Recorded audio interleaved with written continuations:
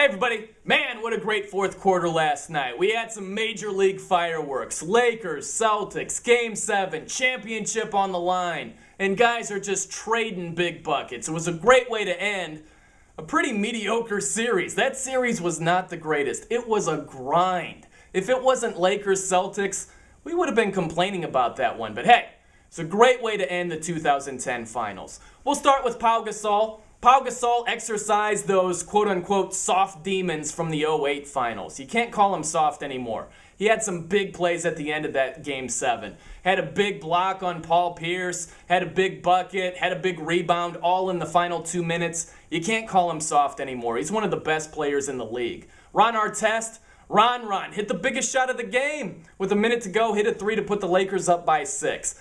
Ron Artest was all over the place in this series. It was the good, the bad, and the ugly with Ron Artest. 1 minute he's committing a terrible foul against Paul Pierce. The next minute he's hitting a huge three. 1 minute he looks awful offensively. The next minute he's doing something significant.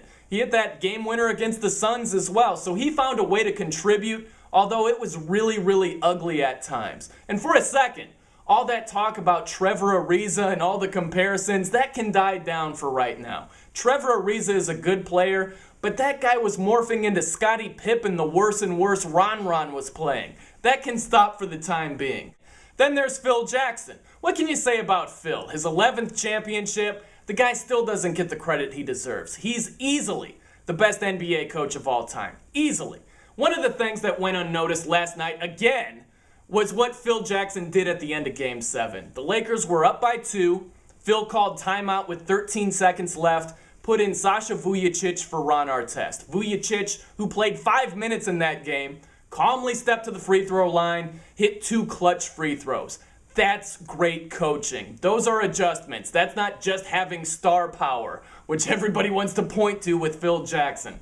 Guy is a great coach. And finally, there's Kobe Bryant. Kobe didn't have a performance for the ages exactly. 6 for 24 from the field. Wasn't all-time stuff.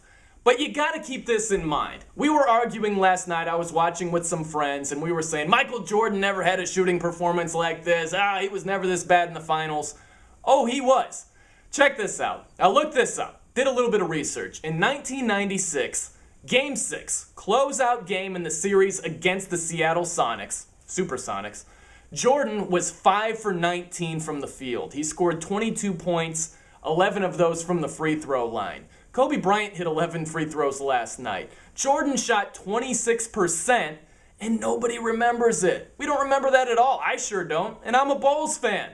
The only thing we remember is that Jordan won another championship. It's going to be the same way if Kobe Bryant wins more championships. That wasn't the final championship Jordan won.